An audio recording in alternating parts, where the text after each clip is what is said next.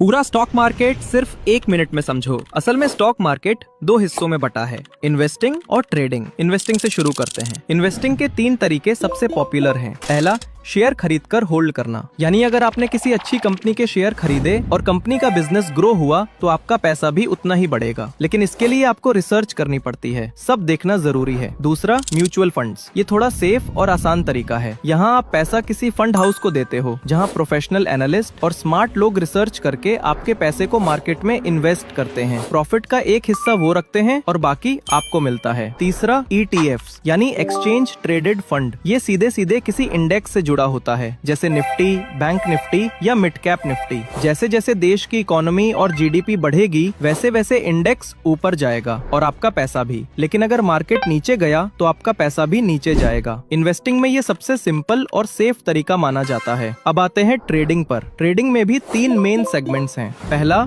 Equity margin intraday. यहाँ आपको 5 गुना तक का लेवरेज मिलता है। दूसरा, फ्यूचर्स ट्रेडिंग। ये भी लेवरेज बेस्ड होता है, लेकिन यहाँ फर्क ये है कि आप अपनी पोजीशन को सिर्फ 1 दिन तक लिमिटेड नहीं रखते। आप चाहो तो कई दिनों तक या पूरे महीने तक होल्ड कर सकते हो। तीसरा, ऑप्शन ट्रेडिंग। ये सबसे ज्यादा रिस्की और सबसे ज्यादा प्रॉफिटेबल भी हो सकता है, क्योंकि इसमें लगभग 100 गुना तक का लेवरेज मिलता है। यानी अगर सही ट्रेड लग गया तो आप बहुत बड़ा पैसा बना सकते हो, लेकिन अगर गलती हुई तो उतना ही पैसा डूब भी सकता है। तो यही है स्टॉक मार्केट का पूरा गेम। इन्वेस्टिंग हो या ट्रेडिंग, दोनों में अपने अपने फायदे और रिस्क हैं। अब ये आप पर है कि आप किस रास्ते को चुनते हो।